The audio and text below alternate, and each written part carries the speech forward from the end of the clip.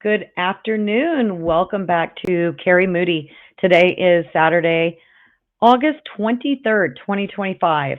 And this story out of Oklahoma is one that will stay with you. In Muskogee County, a mother and stepfather, Dustin and Cherie Walker, have been arrested and charged with felony child neglect after their 11-year-old daughter gave birth at home with no medical help, no prenatal care, and no adult stepping in to protect her. This child, just barely out of elementary school, is now a mother. Authorities say that the little girl had been kept out of school for more than a year and she hadn't seen a doctor, which meant there were no mandated reporters, no teachers, no nurses, nobody that could have noticed the signs and stepped in to help her. By the time the baby was born, then it was too late. Prosecutors say that the birth happened inside the family's home with no professional medical assistance, and the parents only brought the baby to the hospital after the fact. The mother and stepfather are now in jail on $100,000 bond each.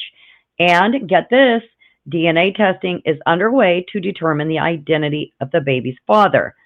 Now, the parents claim they didn't know their child was pregnant, but Muskogee County Assistant District Attorney Janet Hudson isn't buying it.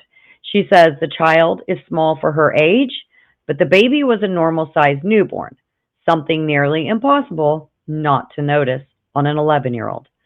The home environment was another major concern.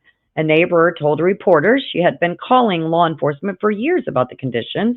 She says that the house had no running water for 2 to 3 years and that the children and animals were living in filth. This wasn't a situation that went unnoticed. People tried to raise the alarm.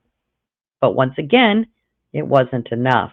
Now, all 6 children have been removed from the home, but the damage to this 11-year-old little girl has already been done. And as prosecutor Hudson put it, this child is traumatized. She's been through a horrific ordeal. Not only has somebody gotten her pregnant, but she gave birth at home without medical assistance, and this will be her life for the rest of her life. Now, the girl's grandmother is standing by her daughter and son-in-law.